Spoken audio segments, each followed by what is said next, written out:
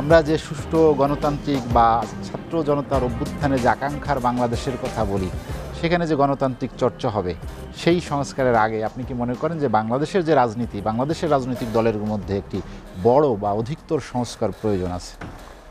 ধন্যবাদ আপনাকে, ধন্যবাদ প্রিয় দুই সহ আলোচক এবং যারা এই মুহূর্তে এসএটিভির সাথে যুক্ত আছেন। সংস্কারের তো বিকল্পও নেই, শেষও নেই। বা একটা চলমান প্রক্রিয়া যখন সংস্কার যতদিন ধরাধম আছে, সংস্কারের প্রয়োজন রয়েছে। যুগের সাথে, সময়ের পরিবর্তনের সাথে, মানুষের সামাজিক মূল্যবোধের সাথে, জীবনবোধের সাথে, রাষ্ট্র ব্যবস্থাপনার উত্তর উন্নয়নের সাথেই তো সংস্কার প্রয়োজন, সেটা প্রয়োজন আছে। কিন্তু আমরা যে কর্তৃত্ববাদী নিয়ন্ত্রণবাদ প্রতিষ্ঠা করা, চাঁদাবাজি, দখলবাজি, নানা অভিযোগ শুনি রাজনৈতিক দলের কর্মীদের বিরুদ্ধে, সেখান থেকে বেরিয়ে আসার জন্য একটি বড় সংস্কার দরকার। না, সেটা তো রাষ্ট্রের একটা জরাজীর্ণতা আছে, সেটা তো আছে। রাষ্ট্র ব্যবস্থাপনাও তো কিছু জরাজীর্ণতা আছে। যে জায়গায় রাজনৈতিক দলের কর্মীরা সুবিধা নিতে চায়, সেই জায়গাগুলিও তো সংরক্ষিত না। ধরেন ফুটপাতে ঢাকা শহরে অনেক দোকান আছে, যে দল যখন ক্ষমতায় থাকছে তার অনুসারীরা দোকানগুলি বসায়, ব্যবসা করে। ফুটপাত না থাকলে তো আর ফুটপাতই দখল হতো না। ফুটপাত দখল করে এভাবে পৃথিবীর কোনো জায়গায় রাস্তা দখল করে, চলাচল দখল করে অবৈধ দোকানপাট আছে নাকি? যেখানে অবৈধ জিনিস থাকে সেখানে ধরেন দুষ্কৃতকারীদের একটা এক্সেস থাকে, সেটা থাকে। এটা একটা জরাজীর্ণতা তো আছে আমাদের, এটা তো আপনি অস্বীকার করতে পারবেন না। কিন্তু সংস্কারের কথা যখন আপনারা বলেন না, তখন আমার কাছে একটু অবাক লাগে। আওয়ামী লীগ রাজনৈতিকভাবে পতিত হয়েছে, ক্ষমতার মোহ তাদের গ্রাস করেছে, গণতন্ত্র হত্যা করেছে, ভোটাধিকার হরণ করেছে, তারপর ধরেন গুম করেছে, আনঅথরাইজড কিল করেছে, আইন শৃঙ্খলা রক্ষাকারী বাহিনীর হেফাজতে ভিন্ন দল, ভিন্ন মতের মানুষকে নিয়ে হত্যা করেছে, দুর্নীতি করেছে, অর্থ পাচার করেছে, সর্বশেষ কি করেছে? গণহত্যা করেছে। আওয়ামী লীগ করেছে রাজনৈতিক আদর্শচ্যুত হয়ে, ক্ষমতার মোহে। এখন আওয়ামী লীগ দুর্বৃত্ততে পরিণত হয়েছে রাজনৈতিক দল হিসেবে, বিদায় সব রাজনৈতিক দলের সংস্কার একান্তই প্রয়োজন হয়েছে, এভাবে যারা দেখে সেটাও তো সমস্যা। এই গণতন্ত্র হত্যার বিরুদ্ধে, অপশাসন দুঃশাসনের বিরুদ্ধে, মানুষের ভোটাধিকারের পক্ষে আমরা আন্দোলন করেছি, সংগ্রাম করেছি, সর্বোচ্চ ঝুঁকি নিয়েছি, গুম হয়েছি, আনঅথরাইজড কিলিং হয়েছি, গায়েবী মামলা খেয়েছি, বারংবার গ্রেপ্তার হয়েছি, রাজপথে নির্বাচন করতে গিয়ে অ্যাসল্ট হয়েছি। জনগণের জন্য না, ভোটাধিকারের জন্য না, ন্যায্যতার জন্য না। ছাত্র জনতা আন্দোলন করলো, সব রাজনৈতিক দল আপনার আন্দোলন করলো, একমত হলো, তারপর সব শ্রেণী পেশার মানুষ সংগ্রাম করলো। এই যে একটা দানবীয় সরকার, নিকৃষ্টতম সরকার শেখ হাসিনার পতনটা অনিবার্য করলো রাজনৈতিক আন্দোলনে, এবং সেটা সফলভাবে সমাপ্ত করলো নেতৃত্ব দিয়ে ছাত্র জনতা এবং সব দল, সব মতের মানুষ। তো এটা তো আমাদের রাজনীতি ন্যায্যতার সাথে করার কারণেই, রাজনৈতিকভাবে আওয়ামী লীগ আমাদের ফেস করতে না পেরেই তো দুর্বৃত্ত হয়েছে। তো যে রাজনৈতিক দলগুলি সংগ্রাম করলো, স্যাক্রিফাইস করলো, নিধনের শিকার হলো, দমনের শিকার হলো, তারা আদর্শের পথে আছে না বিএনপি? তো সবাইকে আপনি সংস্কার কেন চাচ্ছেন? সবাই আদর্শচ্যুত হলো কোথায়? এই জায়গাতে আমি বলছি যে আমাদের সংস্কার প্রয়োজন আছে। কার সংস্কার প্রয়োজন আছে? যে রাজনীতি ধারণ করছে না, মানুষের সেন্টিমেন্ট ধারণ করছে না, জনস্বার্থ ধারণ করছে না, জনকল্যাণ ধারণ করছে না, জনসমৃদ্ধিতে যার কমিটমেন্ট নাই, তার তো সংস্কারের প্রয়োজন আছে। এখন আমি আসি, রাজনৈতিক দলের সংস্কারটা কিভাবে হবে। একটি রাজনৈতিক দল চলে তিনটি বিষয়ের উপর ভিত্তি করে। একটা হচ্ছে তার গঠনতন্ত্র, একটা হচ্ছে তার মূলনীতি, একটা হচ্ছে তার ঘোষণাপত্র। রাইট? বলছে রাজনৈতিক দলগুলির মধ্যে গণতন্ত্র হতে হবে। রাজনৈতিক দলের মধ্যে কি গণতন্ত্র হয় নাকি? রাজনৈতিক দল চলে ঘোষণাপত্র অনুসারে, মূলনীতি অনুসারে, গঠনতন্ত্র অনুসারে।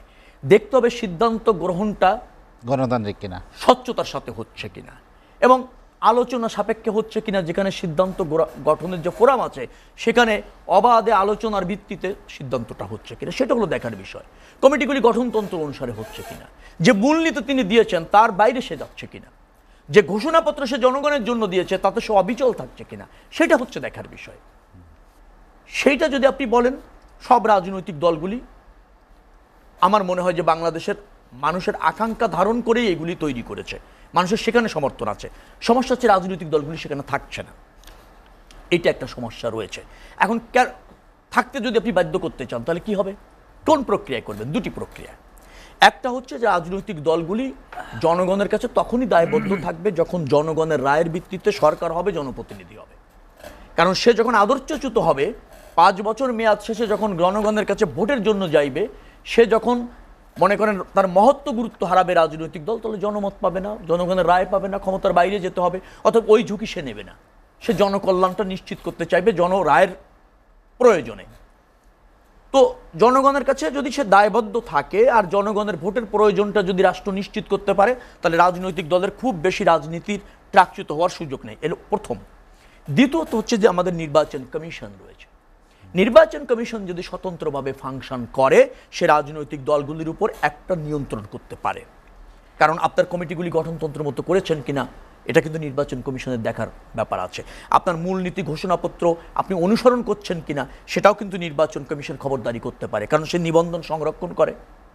আবার ধরেন সে রাজনৈতিক দলগুলিকে মনিটরিং করার একটা অথরিটিও আপনি বলতে পারেন। ঠিক আছে, আমরা গঠনতন্ত্র বলি, আমরা ঘোষণাপত্র বলি, আমাদের নিয়মিত কাউন্সিল হয় কিনা, আমাদের অডিট কোথায় জমা দিই? নির্বাচন কমিশনে জমা দিতে হয়। তাহলে নির্বাচন কমিশন আমাকে সুপারভিশনের মধ্যে রাখতে পারে।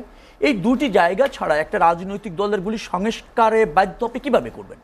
এক হচ্ছে জনগণের চাপ, কারণ জনগণের ওই যে রায়, সেটার একটা চাপ যদি রাজনৈতিক দলের উপরে রাখা যায় নিয়মিতভাবে, গ্রহণযোগ্য নির্বাচন পথটা যদি নিশ্চিত করা যায়, আর নির্বাচন কমিশনকে যদি আপনি নিরপেক্ষ করে রাজনৈতিক দলগুলির উপর একটা সুপারভিশনের কর্তৃত্ব নিশ্চিত করতে পারেন, তাহলেই রাজনৈতিক দলগুলি সঠিক পথে চলতে বাধ্য হবে। এছাড়া রাজনৈতিক দলগুলি আপনার প্রত্যাশা অনুসারে একেবারে গুলুমিং হবে, এটা রাজনৈতিক দলগুলি তো নাও ভাবতে পারে। তার আদর্শ তো তার মতো, তার কর্ম পরিকল্পনা তার মতো, সেটা সার্বজনীন না হতে পারে। কারণ সার্বজনীন হলে তার ভিন্ন ভিন্ন দল থাকে না।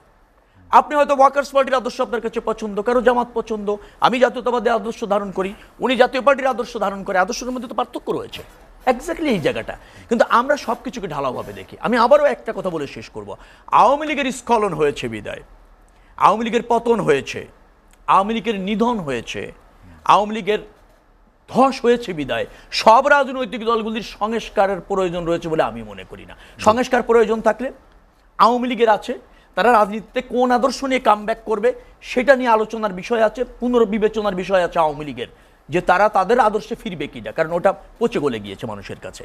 তাদের প্রয়োজন আছে। অন্য রাজনৈতিক দলগুলি আমার কাছে মনে হয়েছে সংস্কার প্রয়োজন, আমি অস্বীকার করছি না, কিন্তু সংস্কারটা খুবই প্রয়োজন। সেটা না হলে রাজনীতি একেবারে দূষিত হয়ে গেছে, দেশ একেবারে অশুদ্ধ হয়ে যাবে, এইভাবে পাবার কোনো সুযোগ নেই। শেখ রবিউল আলম, আমি আপনার কাছে আবার আসবো। আলমগীর শিকদার লোটন, যেটি রবিউল ভাই বলছিলেন যে রাজনৈতিক দল চলবে তার ঘোষণাপত্রে, তার গঠনতন্ত্রে, তবে সেখানে সব দল থাকতে পারছে না, বিচ্যুত হচ্ছে। আপনার কি মূল্যায়ন যে জাতীয় পার্টি কি সেই অবস্থান ধরে রাখতে পারছে কি?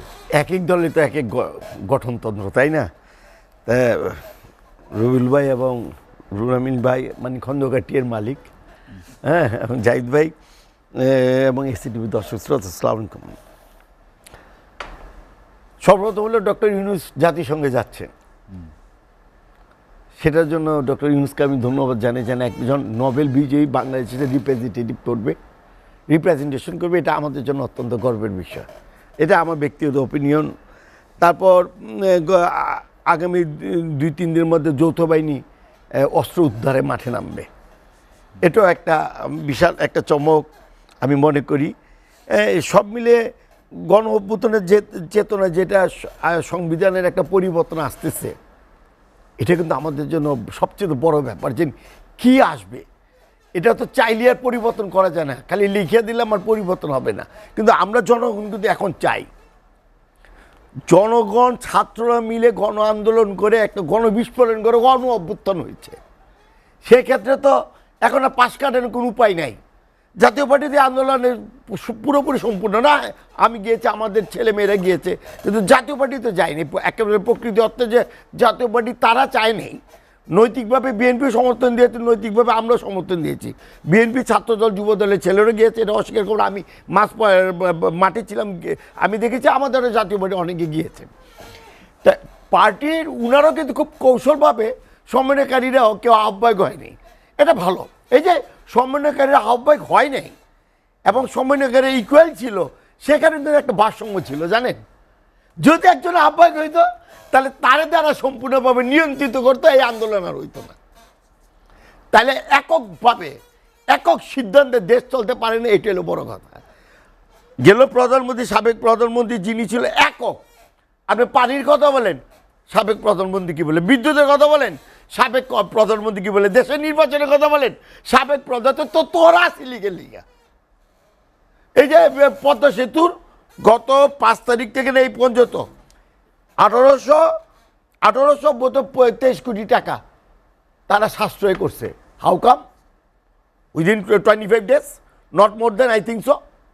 তো যদি সাশ্রয় করতে পারে এই 25 দিনে 1823 কোটি টাকা, তাইলে এটা কি এই যে চুরি, এই চুরিগুলি সাবেক প্রধানমন্ত্রী ছিল বিদ্যুৎ খাতের টোটাল, বিদ্যুৎ খাতে ছিল না, উনি তো আল্লাহ দিলে উনি ছিল বিদ্যুৎ খাতে বিশাল একটা হরিলুটের চিফ।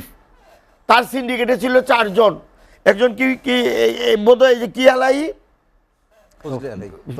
তৌফিক আলাই, মন্ত্রী প্রতিমন্ত্রী নসরুল খান দীপু, আর 2 জন সচিব বোধহয়, 2 জন সচিব আবুল কালাম আজাদ, আর একটা কি জানি কাইউম নাকি কি জানি, এরা মিলে প্রায় কাইকাউস বাপরে বাপ, নামও চুরি হয়ে মন করছে, নামও এমন শক্ত না। এই গ্রুপগুলি আমি বুঝি না, এত বড় একটা আন্দোলন হলো, তারপর আপনার আইনের শাসন বলেন, আইনের শাসন ধৈরা নিয়ে 2 একটারে বাইতুল মোকাররমা গুলিস্তান চত্বরে ঝুলাই দিল না কেন? আমি এই জিনিসটা আমার কাছে, আমি জিনিসটা বলছি, I am sorry to say দর্শক, বাট মাঝে মধ্যে মনে হয় যে একটা তো শিক্ষা গ্রহণ করতে হবে, একটা তো শিক্ষা পাইতে হবে। সৌদি আরব হাত কেটে দেয়, প্রকাশ্যে ফাঁসি দেয়, তার জন্য কিন্তু এখানে কিন্তু খুব শক্তভাবে আইনটা প্রয়োগ করে। আমাদের দেশে জানে কদিন পর জেলে যাবে, বাইরে যাবে, আলহামদুলিল্লাহ। এই যে বের হয়ে যাবে, এই আইনটাকে শক্ত করতে হবে। হ্যাঁ, বিচারকরা ওই আইনমন্ত্রী যা বলতো বিচারকটা তাই শুনতো, প্রধানমন্ত্রী যা বলতো আইজি তাই শুনতো। আইজি প্রধানমন্ত্রী কি বলছে বিফোর 45 মিনিট আগে, যে আমার পুলিশ শুনতেছে, গুলি করার অর্ডার দিলে তারা গুলি করে, আপনি আর্মির অফিসার, আপনি আর্মির চিফ, আপনি কেন আমার কথা শুনছেন না? By the way, I don't know what happen is there. এই যে কথাটা বললো, তার মানে তারা এই যে হত্যা, এই যে আশুলিয়া যে হত্যা হইল, আশুলিয়া থানার যে 6-7 জন পুলিশ অফিসাররা ছিল এবং পুড়িয়ে দিল, এটা কি কষ্ট লাগে না? কেউ কেউ কিন্তু জীবিত ছিল, আহত অবস্থা ছিল, আবার কয়েকজন ভদ্রমহিলা দেখলো সাক্ষাৎকার দিল। 4 তারিখও হয়েছে এই ঘটনা, 4 তারিখও গুলি করে মানুষ মেরেছে। 5 তারিখে যারা মারা গেছে সন্ধ্যায়, তাদেরকে ব্যানে ফেলে পুড়িয়ে দিল। এই সকলকে হত্যার বিচার হইব না? পুলিশ যদি ভাবে যে এই দেশ পরিচালনা করব, বা আমেরিকা তো পুলিশের নাম চেঞ্জ হয়ে যায়, অনেক জায়গায় দেখছি, অনেক প্রদেশে শেরিফ বলে, শেরিফ পুলিশে বলে। এই যে polite obedient gentleman, that police call we are সে, এই পুলিশের নাম পরিবর্তন করাই দরকার আমি মনে করি সময়ের প্রয়োজনে। যেমন বিডিআর ছিল, বিজেপি হয়েছে, কারণ তাদের একটা শিক্ষা হচ্ছে যে আমাদের কারণে এই পুলিশের নাম পরিবর্তন হয়েছে। পুলিশ এখন থানায় ঢুকে ভালো ব্যবহার করে, এই ব্যবহার বাইরে ভাই কি যে পুলিশের থানাটা ছিল আওয়ামী লীগের অফিস, আওয়ামী লীগের কার্যালয়। আমি একটা ছাত্রলীগের একটা ছেলের বলছিলাম, কি ব্যাপার, খুব তন্ন, তুমি খুব অ্যাক্টিভ, কয় ভাই বিশ্বাস করবে না, পুলিশই তো আমাদের আওয়ামী লীগ করে। এবার একটু ঝামেলা করছেন আপনারা সবাই মিলে, এই কারণে আমাদের ডাক দিয়েছেন, নাহলে আমাদের ডাকই দেয় না। রাজনীতিতে কোথায় গিয়ে দাঁড়িয়েছিল? পুলিশের এত সর্বময় ক্ষমতা। কিছু কিছু ওসি ছিল, তারা ডিসিএসপি রে শুনতো না, এদের কথা শুনতো না। কিছু কিছু ওসি ছিল, আবার কিছু কিছু ওসি এদের মধ্যে যে ভালো ছিল না তা বলবো না, অবশ্যই ভালো ছিল, কিন্তু এর মধ্যে যে খারাপটা, এটা ব্যাপক সংস্কার চাই, নির্বাচনের বিশাল সংস্কার চাই। আপনি আমাদের রাজনীতির দলের কথা বলছেন, আগে এগুলি সংস্কার হোক না। ওই যে বলো না, আইডিওলজিক্যালভাবে আমি জাতীয় পার্টি করি, আমরা তো মনে করি আমাদের সংস্কারের প্রয়োজন নাই। কিছু কিছু ধারা উপধারা সংস্কারের প্রয়োজন আছে। এখন জাতীয় সংসদে 70 অনুচ্ছেদ, পার্লামেন্ট তার দলের বিরুদ্ধে কথা বলি, তার পার্লামেন্টশিপ বাদ, এটা বাদ দিব না? দেশের ডেমোক্রেসি চাচ্ছেন কেন আপনি তাহলে? এখন ওইটা যখন বাদ না দিলে, আমার গঠনতন্ত্রে কিন্তু জাতীয় পার্টি গঠনতন্ত্রে চেয়ারম্যান সর্বময় ক্ষমতার অধিকারী, সেও যাকে ইচ্ছে তাকে বাদ দিবে। ওইটা উঠান, অনুচ্ছেদ উঠান। প্রধানমন্ত্রী 2 বার টার্মসের বেঁচে থাকতে পারবে না, ক্ষমতাকে কুক্ষিগত করতে পারবে না। এরকম একটা অবস্থা যদি নিয়ে আসেন, তাইলে এই যে আমাদের ছেলেরা যে আন্দোলন করলো, প্রায় 1000 উপরে যারা শহীদ হইল, আজকে তাদের আত্মা শান্তি পাইব। আমাদের ইয়াং জেনারেশনরা কি জি কি জানি বললো জেনজেড জেনজেন এরা এরা এরা জাতির কাছে মুখ তুলে দাঁড়াতে পারবে, কারণ পলিটিক্যাল পার্টি কিন্তু এই দেশ পরিচালনা করবে, এটি সত্য। তাই পলিটিক্যাল পার্টি একটা সংস্কার চাই, জাতির একটা সংস্কার লোটন চাই। ভাই, আমি আপনার কাছে আবার আসবো। খন্দকার রুহুল আমিন সিআইপি আলমগীর সিদ্দার লোটন বলছিলেন যে নানা ক্ষেত্রে সংস্কার, সাংবিধানিক প্রতিষ্ঠানগুলোর সংস্কার করার প্রয়োজন। দলের মধ্যে আরো বেশি সেইটি সচেতনভাবে করা উচিত কিনা? ধন্যবাদ আপনাকে, বিশেষ করে শেখ রবিউল আলম এবং আলমগীর সিকদার, আমার স্নেহের লোটন ভাই। আলমগীর সিকদার তো আছে এবং রবিউল আলম ভাই, ওনাদের কথাগুলো খুব মনোযোগ দিয়ে আমি শুনছিলাম। এবং আপনার যে সঞ্চালনা, বিশেষ করে এসএটিভির কলাকুশলী এবং যারা দর্শক আছে সবার প্রতি শ্রদ্ধা জানিয়ে আমি যেটা বলতে চাচ্ছি যে সংস্কার তো অবশ্যই দরকার।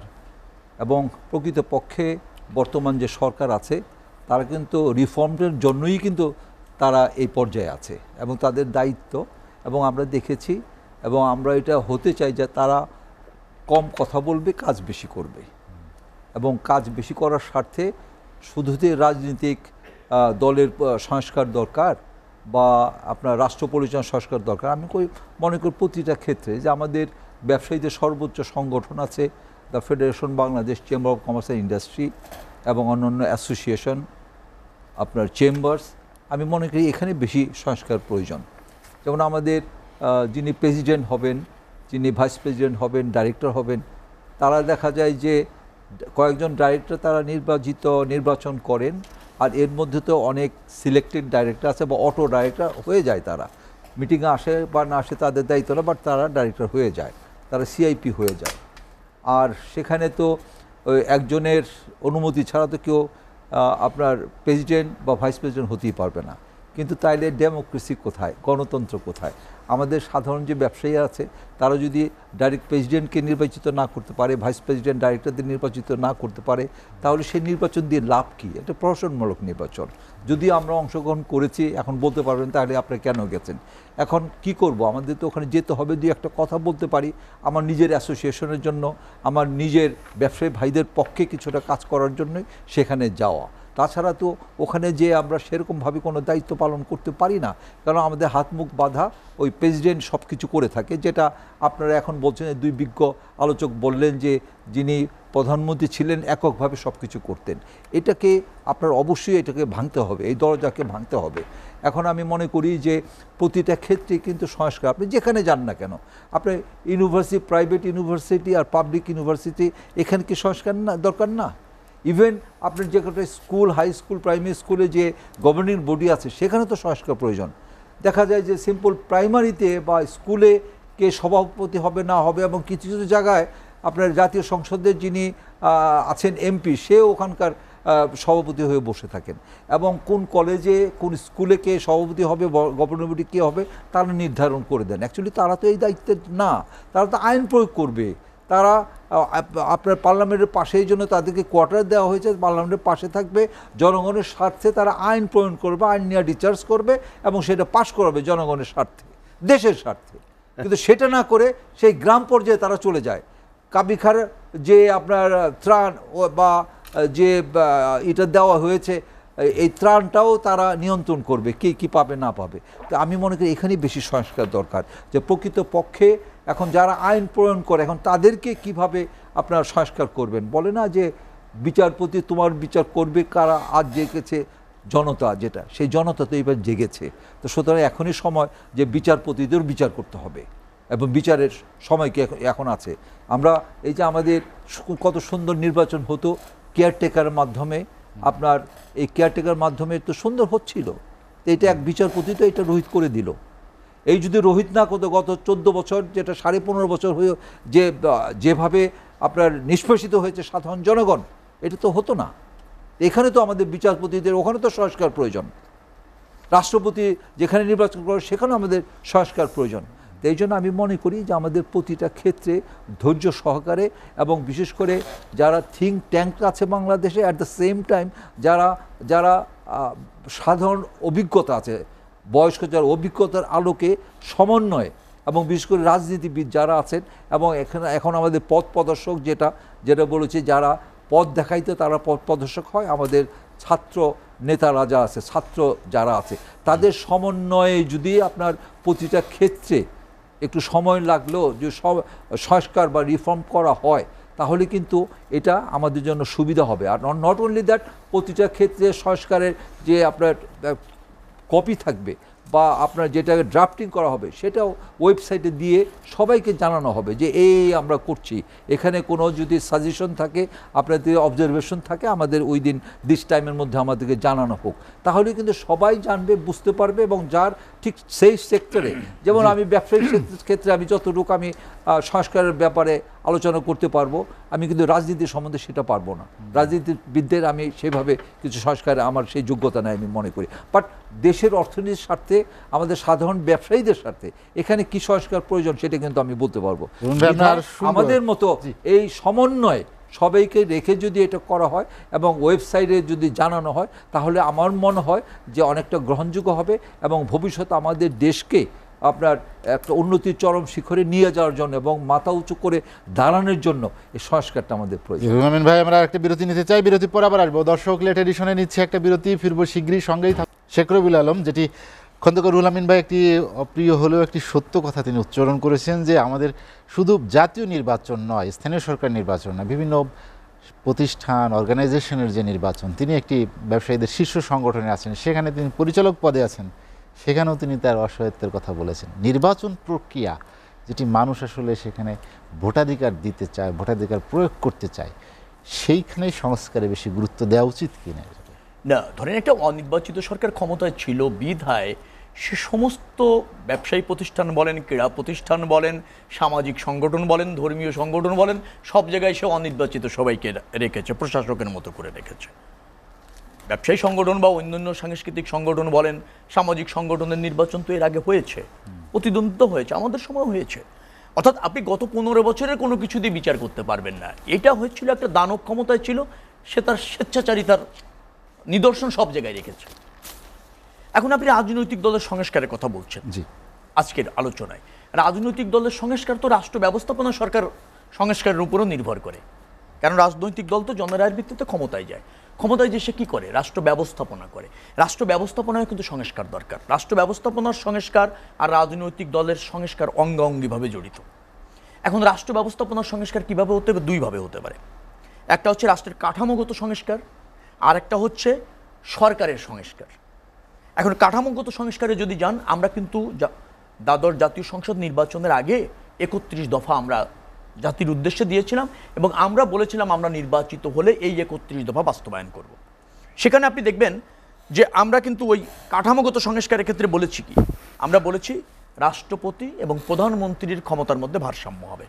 এখন যে অবস্থায় আছে প্রধানমন্ত্রীর একচ্ছত্র ক্ষমতা, সেটা আমরা ব্যালেন্স করব, ভারসাম্য করব। আমরা কিন্তু এও বলেছি যে শাসন বিভাগ, বিচার বিভাগ এবং আইন বিভাগ, রাষ্ট্রের 3টে বিভাগ স্বতন্ত্রভাবে ফাংশন করবে। এক বিভাগ আরেক বিভাগের মধ্যে ভারসাম্য থাকবে, খবরদারি থাকবে না। যেটা আমাদের হয়, শাসন বিভাগ সব কিছু নিয়ন্ত্রণ করে ফেলে, আমরা কিন্তু তা বলেছি। আমরা বলেছি আমরা সংবিধানে বেশ কিছু সংস্কার করব অথবা সংবিধান আপনার পুনর্গঠন করব। এটা কিন্তু আমাদের ওই 31 দফার মধ্যে ছিল। আমরা কিন্তু এও বলেছি যে সাংবিধানিক প্রতিষ্ঠান যেটা আছে তার নিয়োগ, তার কর্মপরিধি, তার স্বতন্ত্রতা, তার স্বকীয়তা নিশ্চিত হবে। অর্থাৎ সে রাষ্ট্রের প্রতিষ্ঠান হিসেবে কাজ করবে, সরকারের আদেশ নির্দেশে চলবে না। ইভেন তার ইমপিচমেন্টও, যেটা ষোড়শ সংশোধনী করে আওয়ামী লীগ সংসদের কাছে নিয়েছিল, আমরা বলেছি না, সুপ্রিম জুডিশিয়াল কাউন্সিলের মাধ্যমেই হবে। এগুলো কিন্তু মেগা সংস্কার, বিএনপি বলেছে। এবং এখন যেগুলি আজকে রাজনৈতিক দলগুলি দাবি করছে তা বিএনপি আগেই বলেছে। আরও বলেছি যে আমরা নির্বাচনকালীন একটা সরকার করব, তার স্থায়ী রূপ দেব নির্দলীয় তত্ত্বাবধায়ক সরকারের আদলে, যেটা আরও দীর্ঘদিন ধরে চলবে, যত সময় না পর্যন্ত বাংলাদেশের সুস্থ স্বাভাবিক নির্বাচনের নিশ্চিত রাষ্ট্রীয় ব্যবস্থা না হয়, ততদিন পর্যন্ত নির্বাচনকালীন একটা নির্দলীয় সরকার আমরা করব। এটা কিন্তু আমরা বলেছি স্থায়ীভাবে করব, যেটা এখন মানুষ বলছে, আমরা কিন্তু বলেছি। এখন সরকারের কিছু সংস্কার আমরা বলেছিলাম। সেখানে কি বলেছিলাম? যে এক দল থেকে এক ব্যক্তি 2 বারের বেশি প্রধানমন্ত্রী হতে পারবে না। এটা আমাদের ওই 31 দফার দাবির মধ্যে ছিল। তো এখন যদি আপনি বলেন, আবার আমরা বলেছি যে আমরা যদি ব্রুট মেজরিটিও পাই, আমরা একটা জোট সরকার করব। কেন করব? জোট সরকার হলে একটা চেক অ্যান্ড ব্যালেন্স থাকে বিভিন্ন মতের মানুষের, বিভিন্ন দলের মানুষের সরকারে থাকলে যেটা হয় একচ্ছত্র আধিপত্যের জায়গায় একটা ভারসাম্য রক্ষা করা যায়। আমরা কিন্তু সেটা বলেছি যে আমরা 31 দফার সাথে যারা এক হবে তারা আমরা ব্রুট মেজরিটি পেলেও আমাদের সরকারে থাকবে। তার মানে এটা উদারতা, তার মানে হচ্ছে যে ক্ষমতার বিকেন্দ্রীকরণ, তার মানে হচ্ছে যে সব মতের মানুষকে রাষ্ট্র ব্যবস্থাপনার সুযোগ করে দেওয়া। এটা কিন্তু আমরা বলেছি। তাহলে বিরোধী দল দুর্বল হয়ে যাবে না?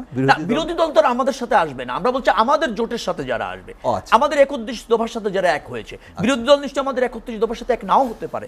আরেকটা কথা আমরা বলেছিলাম যে দ্বিকক্ষ বিশিষ্ট পার্লামেন্ট আমরা করব। দেখেন এটা কিন্তু আমাদের সরকারের সংস্কার। আমি আগেরগুলি বলেছি কিন্তু রাষ্ট্রের কাঠামোগত সংস্কার। দ্বিকক্ষ বিশিষ্ট পার্লামেন্টের সুবিধাটা হচ্ছে কি, বাংলাদেশে না পৃথিবীর রাজনীতিতে সব সময় ভোটের রাজনীতিতে এবং ধরেন মাঠের রাজনীতিতে জনগণের সাথে সম্পৃক্ত থাকার রাজনীতিতে কিন্তু সবাই উপযুক্ত না। আমাদের অনেক জাতীয় মেধা আছে, জাতীয় অভিজ্ঞতা আছে, বিজ্ঞ মানুষ আছে, প্রজ্ঞাবান মানুষ আছে যারা একসময় সিনিয়র সিটিজেন রাষ্ট্রের হয়ে কাজ করেছে, কিন্তু অবসর সময় গিয়ে তিনি কিন্তু তার মেধা যোগ্যতাটা রাষ্ট্রের প্রয়োজনে ব্যয় করতে পারছেন না, দিতে পারছেন না। তাদের জন্য আমরা একটা উচ্চকক্ষ বিশিষ্ট পার্লামেন্ট করতে চেয়েছিলাম, যে যেখানে সব শ্রেণী পেশার বিজ্ঞ মানুষগুলি রাষ্ট্র ব্যবস্থাপনার সুযোগ পায়। অর্থাৎ আমাদের এই সরকারের সংস্কার এবং রাষ্ট্রের কাঠামোগত সংস্কার যদি আপনি করেন, আর রাজনৈতিক দলগুলি নিয়ে সম্ভাব্য সংস্কারের কথা আমি আমার প্রথম বক্তৃতায় বলছি, আমার মনে হয় আপনার বিশুদ্ধ বাংলাদেশ, নতুন বাংলাদেশ, আপনি ওই যে পরিপূর্ণ বাংলাদেশের স্বপ্ন দেখছেন সেটাই বাস্তবায়ন সম্ভব। এবং এ বিষয়টা আমরা ধারণ করেছি, জাতির কাছে কমিটমেন্ট করেছি, এখনও কমিটমেন্ট করছি। ত্রুটি বিচ্যুতি থাকতে পারে বিএনপি রাজনৈতিক দল হিসেবে, কিন্তু বিএনপি ধরেন জনমত উপেক্ষা করে, জনরায় উপেক্ষা করে ক্ষমতায় থাকেনি। বিএনপি পার্লামেন্টকে কার্যকর রেখেছে, বিএনপি অনেক মানে রাষ্ট্র ব্যবস্থাপনায় সফল হয়েছে, অর্থনীতিকে সচল রেখেছে। হ্যাঁ, ত্রুটি বিচ্যুতির ঊর্ধ্বে তো কোনো রাজনৈতিক দল না, কোনো সরকারও না। পৃথিবীর সবচেয়ে যোগ্য এবং ভালো সরকারকে ক্ষমতার বাইরে যেতে হয় না। তার সমস্যাটা কোথায়? কারণ মানুষ মনে করেছে তার কাছ থেকে আরও একটু সার্ভিস পেলে ভালো হতো। মানুষের প্রত্যাশা পূরণের ক্ষেত্রে আমাদের আরও দায়বদ্ধতা আছে, আমি স্বীকার করছি, কিন্তু মানুষকে জরাজীর্ণ রাজনীতি, জরাজীর্ণ শাসন ব্যবস্থা বিএনপি দেয়নি। এই আপনি যদি বলেন বহুদলীয় গণতন্ত্র, এদেশের স্বাধীনতার ঘোষণা, বহুদলীয় গণতন্ত্র, তারপর এই যে পার্লামেন্ট পদ্ধতির সরকার, তত্ত্বাবধায়ক সরকার, এগুলি সব বিএনপি কিন্তু আপনার সংবিধানে সংশোধন করে মানুষের জন্য প্রতিষ্ঠিত করেছে। ঠিক আছে, বিএনপি যতবার ক্ষমতায় এসেছে সাংবিধানিকভাবে তত্ত্বাবধায়ক সরকারের কাছে, সর্বশেষ 2006 বলেন, আবার 1996 বলেন, তত্ত্বাবধায়ক সরকার প্রতিষ্ঠিত করে তার কাছে ক্ষমতা দিয়ে ক্ষমতার বাইরে এসে নির্বাচন করেছে, ভোট পেয়ে 119 আসন নিয়ে বিরোধী দল হয়েছে 96-তে। 2006 আসেন, হ্যাঁ আপনি বলবেন যে বয়স বাড়ানো ইত্যাদি ইত্যাদি বিতর্ক ছিল, আমি অস্বীকার করছি না, কিন্তু যে সাংবিধানিক প্রক্রিয়ায় ক্ষমতাটা হস্তান্তর করা হয়েছিল সেটা সংবিধান সম্মত, এবং আমরা কিন্তু ক্ষমতার বাইরে এসে নির্বাচনটা করেছিলাম। আমরা কিন্তু তখনকার প্রধান বিচারপতি কে এম হাসানকে দিতে চেয়েছিলাম, তারপর নাহলে ইয়াজউদ্দিন আসছে। আপনি বলবেন যে ভাই দ্বিতীয়, তৃতীয়, চতুর্থ ধাপ অনুসরণ করা হয়নি, কিন্তু আমার মতো আছে অনুসরণ করা হয়েছে। হাসান বিতর্কিত যখন হয়ে গেল, আওয়ামী লীগ মানতে চাইল না, তখন অন্যরা রেসপন্স করেনি। কিন্তু আমি বলেছি ইয়াজউদ্দিন হয়েছিল, সেটাও তো আমরা ক্ষমতার বাইরে এসে তো নির্বাচন করেছিলাম, রাষ্ট্রপতির কাছে দিয়েছিলাম, এবং সংবিধান মতো তিনি নিতে পারেন।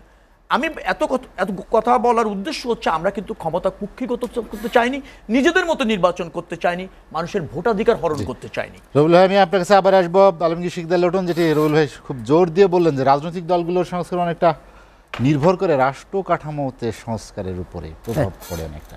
এই রাষ্ট্র কাঠামো আবার রাজনীতির দলেরও কিন্তু কিছু দায়িত্ব থাকে, এটাকে আবার পাশ কাটে গেলে তো হবে না।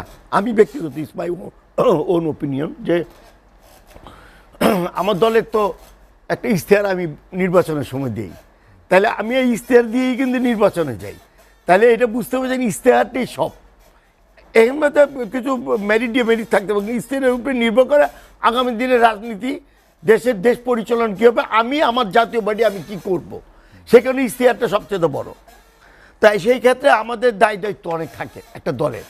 তারপর তো রাস্তার কাঠামো পরিবর্তন করবে, যেরকম এখন ডক্টর ইউনূসের নেতৃত্বে একটা দল এখন মাঠে রয়ে, যে আইনের ব্যাপারে আমি বলি যে জনগণের নিরাপত্তা, ডক্ট্রিন অফ নেসেসিটি, যেটা বলা হচ্ছে যে ডক্ট্রিন অফ নেসেসিটি, এই আইনের কাঠামোতে নিয়ে এসে আইন করতে হবে। এখানে বিএনপি কখন আসবে, বা জাতীয় পার্টি কখন আসবে, বা অপরাপর জামাত ইসলাম কবে আসবে, বা ওই পতিত স্বৈরাচার আওয়ামী লীগ কবে আসবে, সেটা নিয়ে আমার চিন্তা করলে হবে না। এখন থেকেই মার্চ করতে হবে যে আমি বিএনপি নির্বাচনের পর আমি এটা করব না, এখনই করতে হবে। একটা পরিবর্তন দরকার দেশের, কারণ গুপ্তি মেরে এই যে কিম মোমেন যিনি বসে আছে পররাষ্ট্র মন্ত্রণালয়ের এই সচিব, যেভাবে বক্তব্য দিত আমি টিভিতে দেখতাম, ও মন্ত্রীর থেকে বেশি ভারতের পক্ষে বক্তব্য দিত। এবং যখন সাবেক প্রধানমন্ত্রী ভারতে গেল, করিডোর ট্রানজিট এগুলি করে আসলো, উনি কিন্তু ছিল, কোনো পররাষ্ট্রমন্ত্রী যায় নাই। আপনি খেয়াল আছে কিনা আমি জানি না, আমার স্পষ্ট খেয়াল আছে এই মোমেন সাহেব ছিল।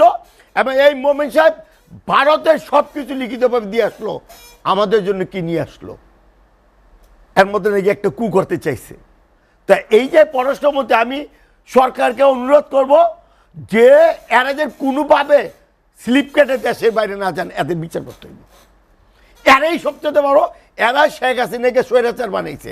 এই পুলিশ বলেন, এই স্থানীয় সরকার বলেন, এই সচিব বলেন, এই শিক্ষক বলেন। শিক্ষকের ব্যাপারে ডক্টর স্যার আমার অত্যন্ত ভালো কথা বলছে, দেন শিক্ষকদের জোর করে কেন আপনারা পদত্যাগ করেছেন। শিক্ষকরা, আমার ডিউ টু মাই রেসপেক্ট, আমার শিক্ষকের প্রতি অনেক শ্রদ্ধা আছে, কিন্তু শিক্ষকরাই তো এই ছেলের আন্দোলনের বাধা দিচ্ছে। কেন শিক্ষকের বিরুদ্ধে ছাত্র কথা বলতে সাহস পায়? আমি বলবো না প্রধান শিক্ষকের তার ক্ষমতা নিয়ে নেওয়া দরকার না, আমি এটা বলবো না, কিন্তু এটা তো হয়েছে যে শিক্ষকরা ছাত্রীদেরকে আটকিয়েছে। আমি ইউটিউবে দেখি শিক্ষক পড়াচ্ছে জয় বাংলা স্লোগান, এই যে শিক্ষক পড়াচ্ছে, আমি ইউটিউবে দেখলাম গত কয়েকদিন আগে। তো ওই শিক্ষকের দায়িত্ব কি জয় বাংলার স্লোগান দেওয়া ক্লাসরুমে?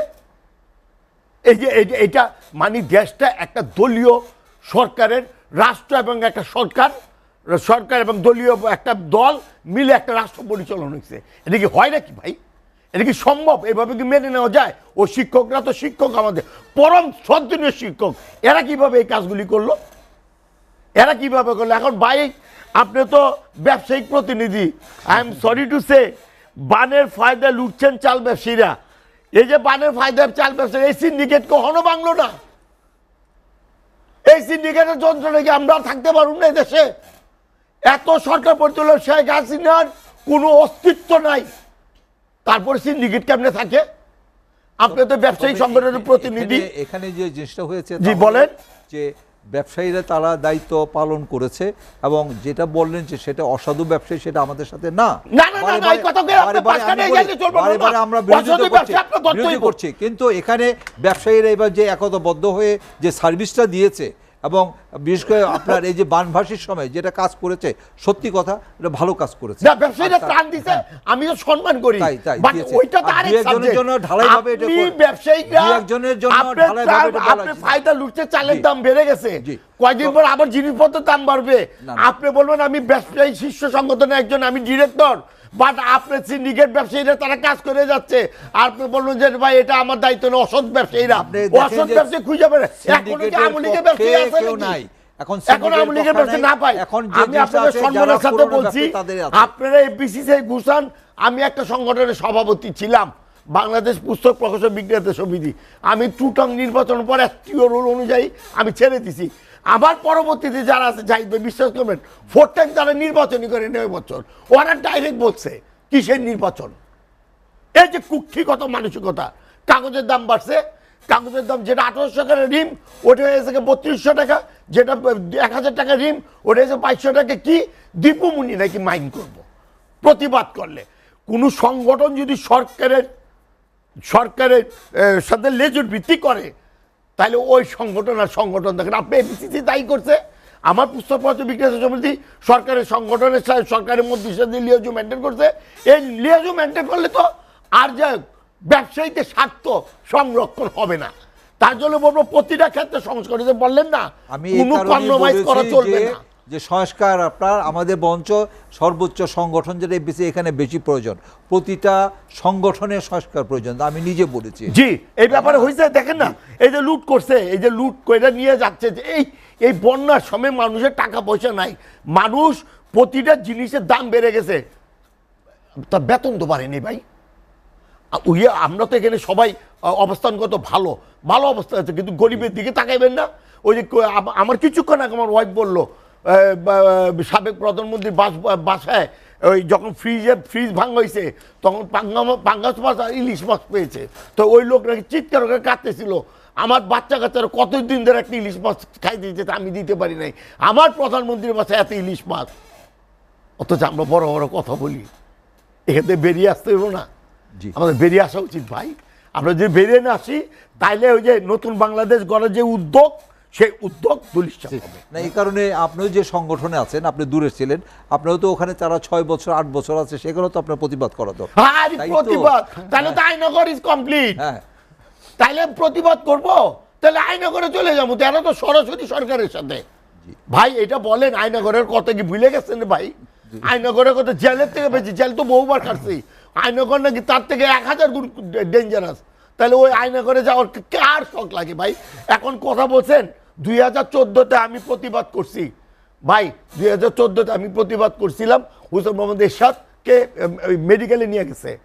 আমার বাসায় আমার বোনের হাজবেন্ড আর্মি সচিব ছিল, এখন বলতে পারি নির্দ্বিধায়, আমার বোনের হাজবেন্ড আর্মি সচিব ছিল, ডাইরেক্ট আমার ফোন করছে, ভাই যে তুমি যাই থাকো 5 জানুয়ারি নির্বাচনের 10 দিন পর তুমি দেশে আসবা, তুমি সরে যাও।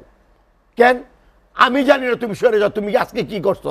আমি রুহুল আমিন হাওলাদার সাহেবের বাসায় গিয়ে আমি প্রতিবাদ করছিলাম যে এরশাদ সাহেব কেন আজকে সিএম এসেছে, কী কারণে থাকবে, কোন কারণে থাকবে? সেই কারণে আমার বাসায় রাত্রেবেলা 12টার পর প্রথম র্যাব 10-এর থেকে মেজর ফোন করলো, তারপর ফোন করলো, ধরলো সিও, বললো কোথায় আছেন? আমি বললাম আজকে তো 14ই ডিসেম্বর বা 13 ডিসেম্বর বুদ্ধিজীবী দিবস, এই কারণে আমি জিএম কাদের স্যারের বাসায় আছি, আমি কালকে আসবো। মানে 5 কাটে গেলাম, আমার বোনের হাজবেন্ড কিন্তু বছর টেলিফোন বন্ধ করে দাও। তারপর আমি পালিয়ে গেলাম, আমাদের পুরান ঢাকার বাসায় 11 গাড়ি র্যাব গেছে ক্রস ফায়ার দেওয়ার জন্য। আমাদের দলের লোকই জড়িত এটার সাথে, শুধু সরকার না। এই যে ঘটনাগুলি ঘটছে, মানুষ কিভাবে স্বাধীনভাবে করে দেয়। এই যে নদী কমিশনের কথা বলতেছে, এই যে বন্যা আসছে, টিপার মুখে বাদে গিয়ে এরশাদ যায় নাই? যে মহুয়া নদী, ওই নদীর প্রতিবাদে আমরা লং মার্চ করি নাই? তিস্তাবাতের ব্যাপার, তিস্তাবাতের বিরুদ্ধে আমরা কি জাতীয় পার্টি, আমরা হুসেন মোহাম্মদ এরশাদের নেতৃত্বে আমরা লং মার্চ করি নাই? খন্দকার রুহুল আমিন ভাইয়ের কাছ থেকে শুনে আসতে চাই, যেটি লটন ভাই বললেন যে ব্যবসায়ী সিন্ডিকেটের কথা তিনি বলেছেন, আগের সেই পুরনো যে সিস্টেম সেটি যদি থাকে, মানুষের যে দুর্ভোগ উৎকণ্ঠা সেটি তো থাকবেই। রুহুল আমিন ভাই ব্যবসায়ী হিসেবে কি মনে করেন যে ব্যবসায়ী আমি মনে করি যে এখন কোনো সিন্ডিকেট কোনো প্রশ্নই না।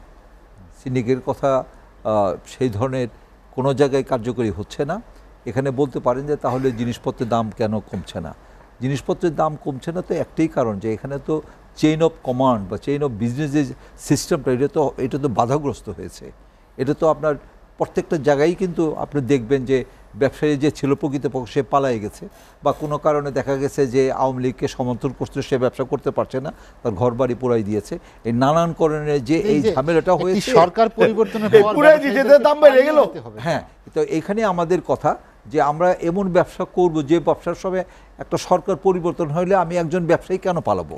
এটা আমারও কথা। এই কারণে আমি প্রথমেই বলেছি এটা আগে সংস্কার দরকার। যেমন আগেও আমরা ব্যবসা করেছি, আসছি, এখনও ব্যবসা করছি, এখনও আসছি, আমাদের তো পালাই যেতে হয়নি। তো এই কারণে আমি সবসময় এটা একটা উদাহরণ দিতে চাই যে আমরা সেই ব্যবসায়ী করব যে ব্যবসায়ীদের কোনো এখানে কোনো বাধা থাকবে না এবং প্রকৃতপক্ষে তাদের নিজস্ব স্বার্থ থাকবে না। এবং এখানে যেমন আমার নিজেরই কথা, হ্যাঁ, কোনো ব্যবসায়ী যদি রাজনীতি করতে চায় অবশ্যই করতে পারবে, কিন্তু বাট তার ব্যবসা ছেড়ে যে রাজনীতি করতে হবে, এটা আমার ব্যক্তিগত কথা। এটা যে সে ব্যবসা তখন আর সে ব্যবসা করতে পারবে না, কারণ ব্যবসা করা এবং রাজনীতি করা দুইটা সমন্বয় করলে তার কাছে ভালো কিছু পাওয়া যাবে না। এবং আমরা প্রথম দিকে খুশি হয়েছিলাম যে ব্যবসায়ীরা পার্লামেন্টে গেলে ব্যবসায়ীদের পক্ষে কথা বলবে। অ্যাকচুয়ালি তার তো কথা বলার কোনো সেই অধিকারই নাই, সে স্বাধীনভাবে তো কিছু বলতেই পারে না তার দলকে ঠিক রাখার জন্য। এই কারণে প্রকৃতপক্ষে ব্যবসায়ীদের স্বার্থে কোনো কথা বলতে পারে নাই। তো এই কারণে আমি বলছি যে এখানে আমার অবশ্যই সংস্কার প্রয়োজন। আর সিন্ডিকেটের ব্যাপারটা এখন কোনো কার্যকরী হচ্ছে না। এখন যে জিনিসটা হচ্ছে তা হলো প্রচণ্ড বন্যা, এবং মাঝখানে যে জিনিসটা আমি বলি যে আমাদের নওয়াবপুরে আপনার এখানে গামবুট আর আপনার যেটা ওই যে লাইফ জ্যাকেট যেটা দরকার, সেটা নিয়ে আমরা অ্যাকচুয়ালি ইয়েতে যাব, যেটা নোয়াখালী এবং কুমিল্লাতে যাব, লক্ষ্মীপুরে যাব। বিশেষ করে 3 দিন পরে আমি নওয়াবপুরের বাসিন্দা, আমি একটাও লাইফ জ্যাকেট বা কোথাও পাইনি।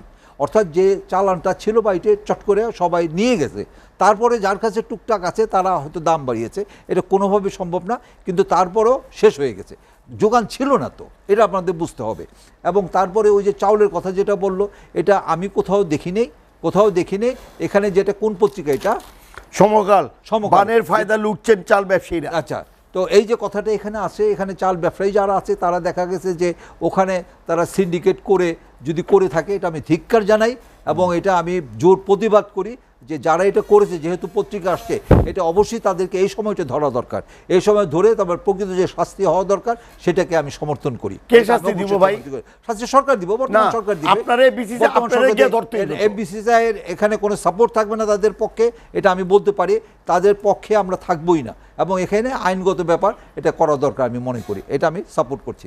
আর দ্বিতীয় কথা আমি বলবো যে প্রকৃত পক্ষে আপনার এই প্রথম যে আমাদের এখন যেটা প্রবলেম হচ্ছে, তাহলে ল অ্যান্ড অর্ডার আর আপনার অর্থনৈতিক কর্মকাণ্ড, এই দুইটা জিনিস কিন্তু আমাদের সবচেয়ে বেশি প্রয়োজন। এবং আপনার ল অ্যান্ড অর্ডার কথা বলছি, এটা কিন্তু ছাড়া কিন্তু কেউ সঠিকভাবে ব্যবসা করতে পারছে না বা কেউ ঠিকমতো বসতে পারছে না। আর দেশের অর্থনীতির যে কর্মকাণ্ড এখন হয়েছে, বহির্বিশ্বে আমাদের যে একটা ইমেজ নষ্ট করার জন্য আমাদের প্রতিবেশী দেশ ভারত যথেষ্ট চেষ্টা করছে এবং কিছু কিছু চ্যানেলে বলছে এটা নাকি আফগানিস্তান হয়ে গেছে বাংলাদেশ। এই ধরনের কথাবার্তার কারণে কিন্তু বহির্বিশ্বে একটু আমাদের ইমেজ প্রবলেমটা হয়েছে, এটাকে আমাদের রিকভার করতে হবে। রিকভার জন্য যারা ব্যবসায় আছে তাদেরকে সুযোগ দিতে হবে। আমি বলি না যে সিন্ডিকেট করে বা তাকে মুনাফার উদ্দেশ্যে সেটা করার, তা না। চলমান প্রক্রিয়াকে ঠিক রাখার জন্য, সাপ্লাই অফ চেইন ঠিক রাখার জন্য আমি মনে করি ল অ্যান্ড অর্ডারের মাধ্যমে অর্থনৈতিক কর্মকাণ্ডকে সঠিকভাবে করতে পারলে আমি মনে করি যে বর্তমান যে প্রেক্ষাপট, এই প্রেক্ষাপট থেকে আমাদের এগোতে হবে। আমি সিম্পল একটা কথা বলি যে বর্তমান সরকার হয়েছে আপনার 1.5 মাস হয় নাই। এই 1.5 মাসের মধ্যে 1 মাস হয়নি, তাই তো? আজকে তো 2 তারিখ, আজকে 2 তারিখ, 1 মাসও হয় নাই আপনার, 1 মাসও হয়নি। 1 মাস কম সময়ের মধ্যে দেখেন কত সুন্দর তাদের আপনার চিন্তাধারা। আপনার চট করে অক্টেনের দাম, পেট্রোল দাম, ডিজেল দাম কমিয়ে দিচ্ছে, যেহেতু আন্তর্জাতিক বাজারে এটা কমে গেছে। কিন্তু এর আগে প্রতিটি সরকারে আমরা দেখেছি যে আপনার ব্যারেল প্রতি যদি আপনার $100 কমে যায়, কিন্তু বাংলাদেশের পেট্রোল দাম, ডিজেলের দাম কমবে না, কমাই নাই। তো এই যে কথা, যে এটাকে আমরা সাপোর্ট করি, এর জন্য আমি মনে করি প্রতিটা ক্ষেত্রে যদি বর্তমান সরকারকে আমরা সহযোগিতা করি, তাহলে আমার মনে হয় এই যে সিন্ডিকেটের কথাটা বলেন, সমকাটের যেটা আছে সেটা হবে না এবং এটা অবশ্যই বিচার করা দরকার। এবং প্রতিটা ক্ষেত্রেই আমি মনে করি এইভাবে যদি চলতে থাকে সেখানে জনগণের সাপোর্ট থাকবে। আমরা চাই যে আমাদের যে মুদ্রাস্ফীতি যেটা আছে গত 13-14 মাস যাবৎ যেভাবে, আগে তো এখানে আমি বলেছি যে 10-এর উপরে আছে, এরপরে অনেকে আমাকে চ্যালেঞ্জ করেছে, আমি 10-এর উপরে আছে গত 14 মাস যাবৎ। এবং আমাদের যে শ্রীলঙ্কার যে খারাপ অবস্থা, এত অবস্থা হয়েছিল, পালাই গেছিল, সেখানে তারা তাদের ম্যানেজমেন্টের কারণে বিলো 2% চলে আসছে। শ্রীলঙ্কায় মুদ্রাস্ফীতি আপনার 2-এর নিচে চলে আসছে। কি কারণে? তাদের নেতৃত্বের জন্য, জনগণের সাপোর্টের জন্য। তাই আমি মনে করি যে এখন যে নেতৃত্ব আছে, এই নেতৃত্বের মাধ্যমে এবং জনগণ আমরা যদি সাপোর্ট করি, রাজনীতিবিদ আপনারাও তাদেরকে সাপোর্ট করেন, আমরা ব্যবসায়ীরা সহযোগিতা করব, তাহলে জনগণ প্রতিটা জিনিস তাদের ক্ষমতার মধ্যে থাকবে। এবং এই ধরনের কোনো, যেটা আপনার পেপারে আমি আবারও জোর দাবি জানাচ্ছি যে এই ধরনের কোনো কর্মকাণ্ড যারা করবে এখানে অবশ্যই বিচার করা হবে এবং তাদের সাফাই দেওয়ার জন্য তাদের পক্ষে আমরা থাকবো না। আমরা থাকবে না, এই প্রকৃত ব্যবসায়ীর কাছে থাকবে। আইন শৃঙ্খলা পরিস্থিতি নিয়ে যেটি খন্দকার রুহুল আমিন বলেছেন, যে পুলিশের যে বিশেষ করে সবাই বলছেন যে ট্রমা সিচুয়েশন, সেখান থেকে তারা বেরিয়ে আসতে পারছে না, পুলিশের মনোবল বৃদ্ধি করা, আইন শৃঙ্খলা আবার স্বাভাবিক অবস্থায় নিয়ে আসা, সেখানে একটু বড় ধরনের সংস্কারের তো প্রয়োজন আছে, বা কেন এই অবস্থা হলো তারও কারণ অনুসন্ধান জরুরি। আপনার কি মনে হয়? সংস্কার তো আমি সংস্কার নিয়ে বলতে চাই না, সংস্কারের অর্থ কিন্তু আপনার দীর্ঘমেয়াদী, দীর্ঘ প্রত্যাশিত, এর শেষ নাই। তবে এটা ঠিক আছে যে পুনর্স্থাপন, পুনর্বিন্যাসের প্রয়োজন আছে। কারণ অ্যাকচুয়ালি আওয়ামী লীগ পুলিশকে এমনভাবে ব্যবহার করলো এবং ছাত্র জনতা সব রাজনৈতিক দলের এই নিকৃষ্টতম পৃথিবীর যে সরকারটি, শেখ হাসিনার সরকারের পতনের ক্ষেত্রে যেভাবে এই আন্দোলনকে পুলিশের মুখোমুখি করে দিল, ছাত্র জনতার মুখোমুখি, রাজনৈতিক নেতাকর্মীদের মুখোমুখি পুলিশকে করে দিল, এবং তারপর সেই আন্দোলনে যখন ছাত্র জনতা এবং এদেশের সব শ্রেণীর পেশার মানুষের বিজয় হলো, তখন আসলে পুলিশ একটা প্রতিপক্ষই হয়ে গিয়েছে। তাদের নৈতিক স্খলনের জায়গাটা এবং ব্যর্থতার জায়গাটা, পতনের জায়গাটা তাদেরকে ব্যথিত করেছে অথবা বিধ্বস্ত করেছে, যার ফলে তারা রাতারাতি কিন্তু কামব্যাক করতে আসতে পারছে না। আর কিছু তো আছে একেবারে চিহ্নিত দুষ্কৃতকারী হয়েছে পুলিশ, তাদের আর চাকরি করারও সুযোগ নেই, আপনি ডাকলেও তারা চাকরি করতে পারবে না। আপনি যদি তাদেরকে পুনরায় নিয়োগ দেন, মানে ভালো জায়গায়ও আপনি পদায়ন করেন, তাদের আর চাকরি করার কোনো সুযোগ নেই। কারণ মানুষ হিসেবে তারা দুমড়ে মুচড়ে গিয়েছে, মানুষ হিসেবে। এখন আর যারা আছে তাদেরকে যদি আপনি রাতারাতি একেবারে সংস্কার করে অ্যাক্টিভ করে ফেলবেন, সেভাবে ভাবার সুযোগ নেই। তবে আমি এটা মনে করি সরকার চেষ্টা করছে। দেখেন, এটা তো আপনাকে মনে রাখতে হবে যে দেশে 5 থেকে 6 দিন করে সরকার ছিল না। আচ্ছা, 11-12 দিনের মতো কোনো পুলিশ ছিল না, পুলিশি কার্যক্রম ছিল না, থানাগুলি ইনঅ্যাক্টিভ না, শুধু বন্ধ। আমরা গিয়ে থানাগুলি পাহারা দিতে হয়েছে যাতে এখানে আগুন না দিয়ে দেয় বা ধরেন লুটপাট না হয়ে যায়, লোক বসিয়ে পাহারা দিয়েছি। 18 কোটি মানুষ, দুষ্কৃতকারী আছে, চাঁদাবাজ আছে, সুবিধাভোগী আছে, এটা তো 15-20% দেশে আছে। কিশোর গ্যাং আছে, দখলবাজ আছে, আছে তো। তো আইন শৃঙ্খলা পরিস্থিতির অবনতি হয়েছে। এখন স্বল্প পরিসরে পুলিশ বিভিন্ন থানাগুলিতে অ্যাক্টিভ হয়েছে, তারা তাদের মতো করে শুরু করছে, মনোবল চাঙ্গা করা হচ্ছে, রাজনৈতিক দলগুলি সমর্থন দিয়েছে। আমি দেখেছি নাগরিক কমিটিও করেছে অনেক পুলিশ। তারপর একটা গ্রুপ করে যেখানে সমস্যা হচ্ছে তারা মেসেজ দিচ্ছে, সাধারণ মানুষকে যাচ্ছে, নাগরিক কমিটি, রাজনৈতিক দলের নেতারা যুক্ত হয়ে সেখানে চেষ্টা করছে। পরিস্থিতি অনেক উন্নতি হয়েছে। এটা ঠিক আছে যে একটা নিরপেক্ষ নির্বাচন এবং একটা নিরপেক্ষ পুলিশি ব্যবস্থা, আইনি ব্যবস্থা, আইন শৃঙ্খলা রক্ষার ব্যবস্থা নিশ্চিত করবার জন্য তো একটু সময় যেমন প্রয়োজন আছে, আবার ধরেন তার জন্য কিছু লজিস্টিক সাপোর্টেরও প্রয়োজন আছে। আমাদের কিন্তু লজিস্টিক সাপোর্টটা প্রায় অনেকটা বিধ্বস্ত হয়েছে। অনেক থানায় আপনি যাবেন যেগুলি পুড়িয়ে দিয়েছে মানুষ, খুব বিক্ষুব্ধ জনতা, সেইগুলিতে এগুলি এনশিওর করাও কঠিন হচ্ছে। আবার পুলিশি কার্যক্রম তো বিচ্ছিন্ন নয়, রাষ্ট্র ব্যবস্থাপনার সাথে একটা জড়িত। সেইগুলি আমার ধারণা হচ্ছে পুনরস্থাপন করতে যেটুকু সময় লাগছে সেটা আমাদের দিতেই হবে, ধৈর্য রাখতেই হবে। আমার বিশ্বাস হচ্ছে যে এই যে সরকারটি ডক্টর মোহাম্মদ ইউনূসের নেতৃত্বে একটা অন্তর্বর্তীকালীন সরকার, সেখানে দেশপ্রেমী মানুষ আছে, নিরপেক্ষ মানুষ আছে, দক্ষযোগ্য মানুষ আছে, আর রাজনৈতিক দলগুলির একেবারে একটা সমর্থন রয়েছে, সাধারণ মানুষের প্রত্যাশা আছে। সব সমন্বয় করে অতি দ্রুত সময় আমার মনে হয় যে বাংলাদেশের মানুষ এই যে জরাজীর্ণতা বলছেন, নিরাপত্তাহীনতার কথা বলছেন, সেটা কাটিয়ে উঠতে সক্ষম হবে আমাদের সবার সহযোগিতায়, সবাই সমন্বিত প্রচেষ্টার মাধ্যমে। একটা কথা বলে শেষ করব, সবাইকে এই মুহূর্তে রাখতে হবে ধৈর্য, সংযম, সংহতি এবং সমন্বয়। সেটার জন্য আমরা শেখ রবিউল আলম, আপনাকে অসংখ্য ধন্যবাদ। হাতে সময় নেই, আলোচনা শেষ করতে চাই। আলমগীর শেখদের লোটন, হাতে একদমই সময় নেই। পুলিশের সংস্কারের কথা আপনি নিজেও বলেছেন, নাম পাল্টানোর কথা বলেছেন। নাম পাল্টালেই কি আসলে পুলিশ সংস্কার? না, পুলিশে এক নাম পাল্টাইলে কি হবে, যেরকম শরীফ বা একটা ধর্মীয় একটা ভালো একটা সিমটম দিয়ে একটা নাম রাখাটা। কারণ পুলিশতে আমরা বলতো পলাইট, ওতে ওবিডিয়েন্ট।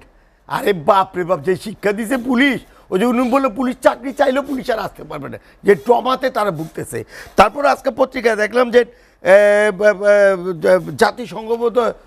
জাতিসংঘ একটা তদন্ত দল প্রস্তাব অনুযায়ী পুলিশের সংস্কার করবে। তারা একটা অবস্থানে আসবে আর কি। তাই ওদের দেশে পুলিশ আর এই দেশে পুলিশের তো মানে হাজার পার্থক্য। এখন আপনার এই যে পুলিশ, এই পুলিশের ওসি থেকে আরম্ভ করা আর সেকেন্ড অফিসার থেকে আরম্ভ করে যারা আছে, আপনার তদন্ত প্রত্যেকে টাকা 4-5টা করে বাড়ি, ফ্ল্যাট আছে। এগুলি আমাদের সাধারণ জনগণের টাকা খাইছে। আবার দেখেন আমাদের দেশের এমপি থেকে চেয়ারম্যানের পয়সা এখন বেশি হয়েছে, উপজেলা চেয়ারম্যানের পয়সা বেশি হয়েছে। আবার দেখেন আমাদের ঢাকা শহরে এমপি থেকে কাউন্সিলরের টাকা বেশি হয়েছে। এই কোটি কোটি টাকা ওরা বানাইলো কই থেকে? এগুলির একটা যদি পরিবর্তন না আসে, এই পুলিশই সবচেয়ে কোটি কোটি পুলিশ আর নির্বাচন, স্থানীয় সরকার, এরা মিললে আমাদের দেশটাকে ধ্বংস করে দিচ্ছে। ভাই শেষ করবো আলোচনা, হাতে দায়িত্ব আছে। এটা জিএম কাদের, তো জিএম কাদের ব্যাপারে একটা বারবার কথা বলা হচ্ছে যে জিএম কাদের সংবাদ সম্মেলন করছে। উনি কিন্তু যাবার গলা ফার্স্ট লাগে নির্বাচনে লাগছে, আমি ছিলাম প্রত্যক্ষ চাকরি, আমি আবার ক্যান্ডিডেটও ছিলাম। জিএম কাদের কিন্তু বলছে বারবার তত্ত্বাবধায়ক সরকার পদ্ধতি বাতিল করা 50 সংশোধনের পক্ষে 2010 সালে ভোট দিয়েও এবার সংশোধন বাতিল চাই। আবার জিএম কাদের এটাও বলছিল 12 নভেম্বরে যে জাতীয় পার্টির চেয়ারম্যান জিএম কাদের তিনি বলেছেন সংবিধান অনুযায়ী আইন কানুন ঠিক আছে, কিন্তু ইলেকশনের নামে সিলেকশন হচ্ছে। বর্তমান বাস্তবতায় কেউ চাইলেও সুষ্ঠু নির্বাচন করতে পারবে না। আমরা তো বলছি, আমরা বলি 17 তারিখে আমি ছিলাম, ডিজিএফ এর লোক জিএম কাদের রুমে বসা ছিল। এখন তো সাহস পাই বলতে, আমি নিজে দেখছি। আমি খালি ভদ্রলোকের নাম বলতে চাই না, সিঁড়ির থেকে আরম্ভ করা। এখন আপনারা বলতে ইচ্ছা করে তোমরা নিয়ে এসছো না, আমাদের দলের কেউ না কেউ দুষ্টামি করছে। জিএম কাদের চাইছিল, পারে নাই আমাদের দলের ভিতরকার লোক নেতাদের কারণে। তা আমি এটা অত্যন্ত দুঃখের সাথে বলতে হবে, এই নেতাদেরকে চিহ্নিত করতে হবে। আমাদের জাতীয় পার্টি অফিস পূর্ব কেন বলে এই যে যারা দুর্নীতি রুহুল ভাই, আলোচনা শেষ করছে, ওদের করবো, বাড়ি হাতের যান। সময় নেই, আমরা খন্দকার রুহুল আমিন ভাইয়ের কাছে যেতে ধন্যবাদ। চাই। রুহুল আমিন ভাই, যেটি পুলিশ নিয়ে যে পুলিশের সংস্কারের কথা বলা হচ্ছিল, পুলিশ যাতে আরো আইন শৃঙ্খলায় আত্মনিয়োগ করতে পারে বা মনোযোগী হয়, প্রকৃত পক্ষে অ্যাকচুয়ালি আইন শৃঙ্খলা তো টোটালি পুলিশের উপরে। আর আমাদের এর আগে যে সরকারগুলো ছিল, পতিত সরকার, সবই কিন্তু রাজনৈতিকভাবে পুলিশদের ব্যবহার করেছে।